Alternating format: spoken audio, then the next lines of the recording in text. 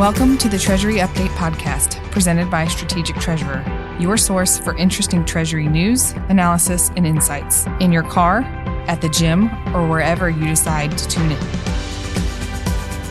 Welcome back to the Treasury Update podcast. AI is appearing all around us in our everyday life, and today we wanted to talk about what can we learn about AI and machine learning in Treasury from driverless rideshare. And today I'm back on the podcast with Craig Jeffery, Managing Partner of Strategic Treasurer. Welcome back to the show, Craig. It's good to be here, especially since I wanted to talk about this topic. Yeah, so you recently took a ride in a Waymo vehicle. Can you tell me about it? So I was at a conference in Phoenix, and we don't have Waymo in Atlanta, which is where we live, as you know. I landed at the airport, and I went out to rideshare, and I was comparing prices between some of the different vehicles, the different rideshare apps. One was extremely expensive. The other was just fairly pricey. And so I ordered the ride, and as I was waiting, I saw car after car, a Waymo car, driverless car pull in. Very interesting to see it in real life. It's one thing to see it on the TV, but to see it pull in. But seeing that, and then people get out, and then they close the car. Sometimes the cars would pull off, or someone would come out. They would hit a button on their phone, or it would just unlock as they got close to it. They would either put their gear in the trunk, and they would get in the back seat, and then the Waymo car with all its cameras and spinning gear would, pull out, and then accelerate into the lane and move off. So it was very, very interesting seeing that. And so I'd already ordered a ride, but my next ride, when I came back towards the airport, after the trip, I made sure I had downloaded the app, and I ordered a Waymo vehicle. So it pulled up to the hotel, pulled over, I got in, I unlocked it, and took off from there. It was quite a good experience. So this is a Uber Lyft competitor, and it's a different app, right? I've never used it. Yeah, it's a different app. So you have a Lyft app, you have a Uber app. There's other rideshare apps. This is another company, another app that you can use for rideshare. So to me, it's like the next progression. This is driverless cars, but it has so many of the same advances that you see with Uber and Lyft for the overall experience.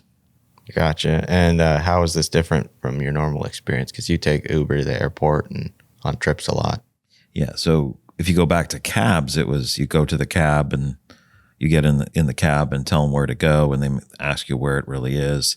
Now they tend to plug it in. I don't ride cabs very often, but it was very different. If you called a cab, you wouldn't see where the cab is. They would be late. You'd call the dispatch, and they would tell you those things, and then payment was always a problem.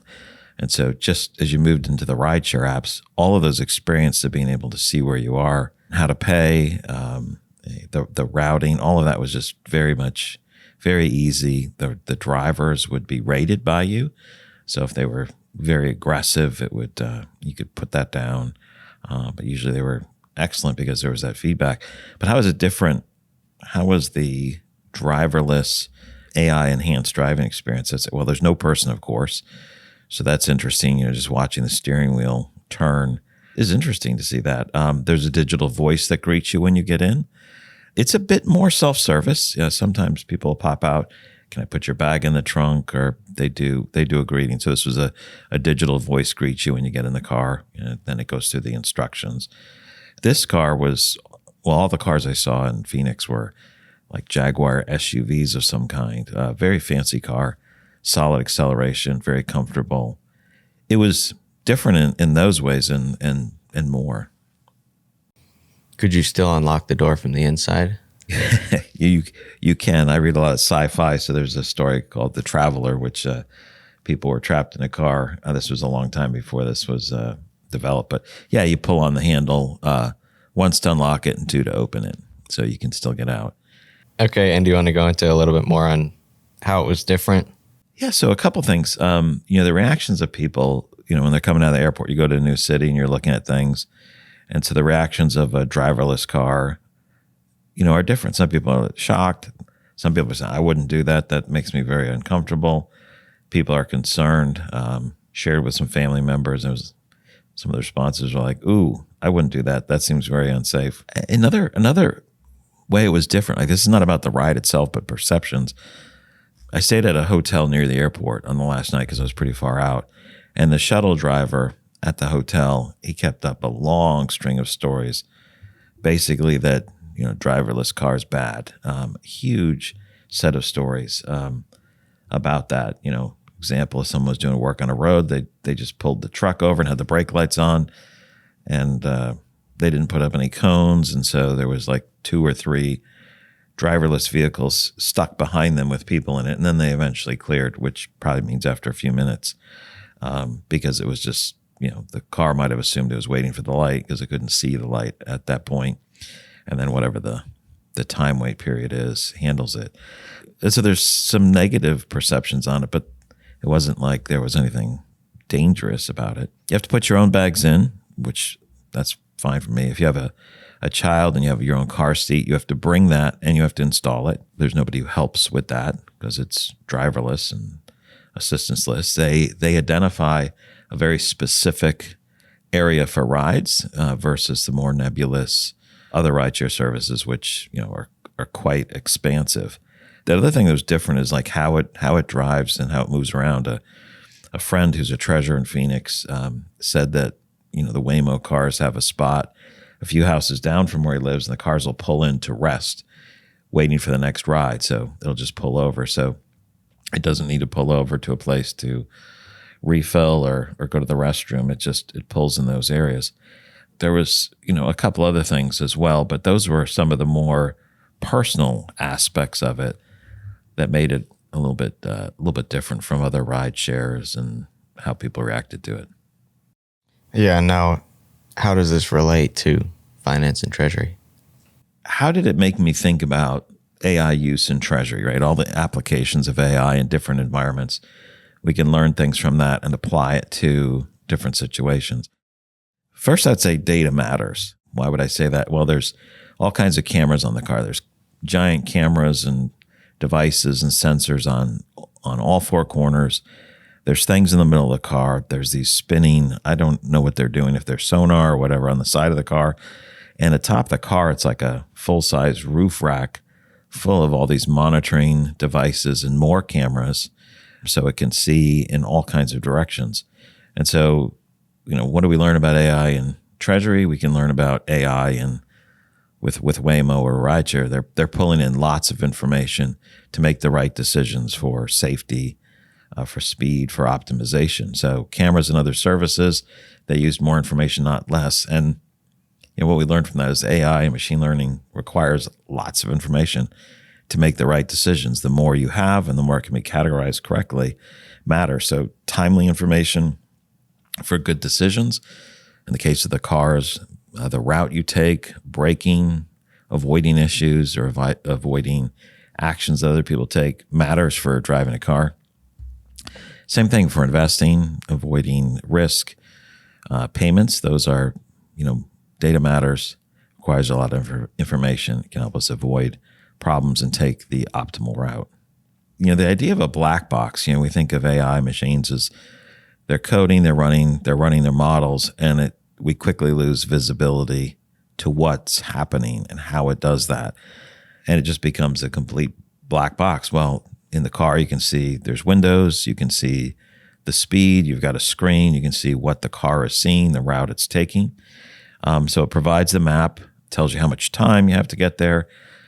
There's quite a bit of information you can have. And they've clearly done lots and lots of training, thousands and thousands of hours over years to get a system that works and works well.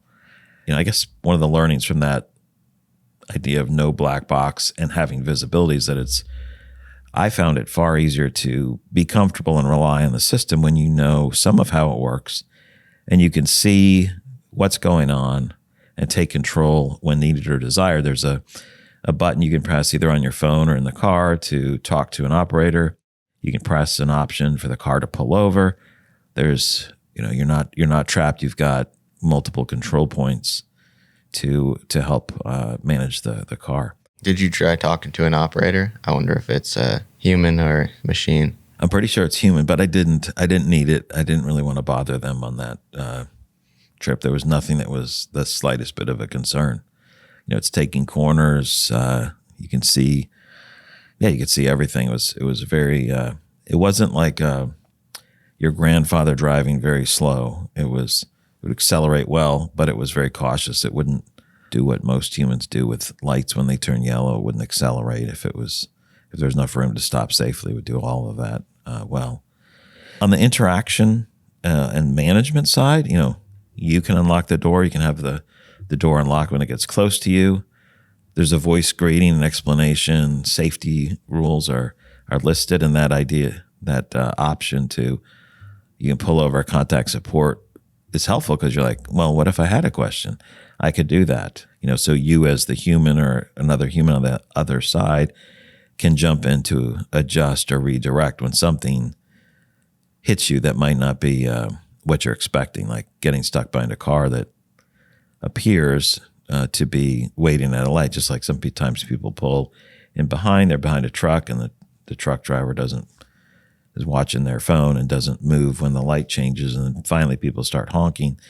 There's the ability to jump in and redirect. And I guess from that, I would say that artificial intelligence and machine learning are very powerful tools. And using tools means relying on them, but also using them and guiding them, controlling them, rather than think they're completely fire and forget or just, leave them 100% alone. As things progress, you can rely on them more and more, but the ability to jump in, manage it matters. So how do I think about AI and Treasury? How is that influenced from this Waymo or driverless car experiences? The data matters. Using AI and machine learning effectively requires a lot of information and timely information to make the right decisions for cars, or whether it's investing or managing risk or fraud. Second, eliminating the black box and ensuring that there's visibility matters significantly. And it's a lot easier to rely on a system when you can see what's going on and make adjustments as necessary. And then, finally on the interaction side, AI and machine learning are like very, very powerful tools. And that means we need to be able to guide and control them. And maybe more of it becomes automated, but as we grow and progress, it's very effective to have that type of interface and interaction where we control those. And how would you rate this experience versus, was it better than driving with an Uber? Did you get bored having no one to talk to? How was it? Well, I'll definitely tell you, as an extrovert, I do like to talk to people. I was riding back fairly late at night, so I was pretty tired. And I will say there was about 10 minutes of that ride where I was sleeping. So it was very calm, peaceful, good driving experience. Overall, probably better than the ride share with people. And this is a good example of how AI is more efficient than a lot of people are. And a lot of people say instead of replacement, you got to upskill. But this is a good example of how it can completely transform a whole industry.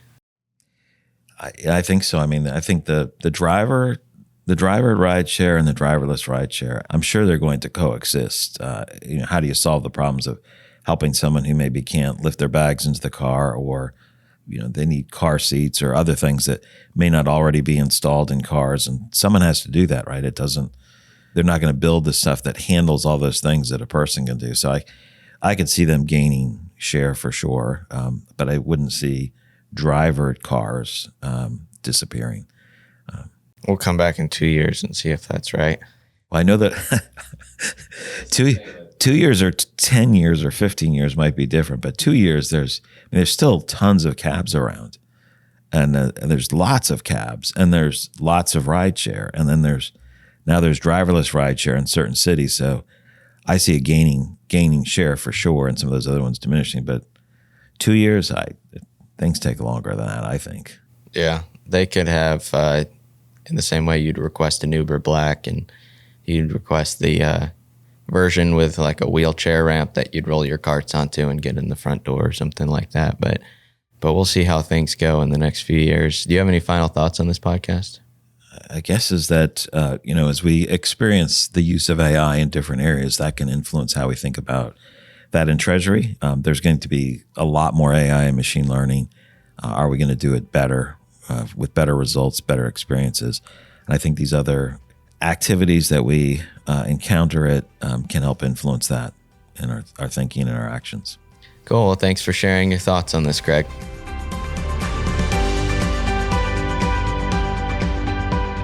You've reached the end of another episode of the Treasury Update podcast.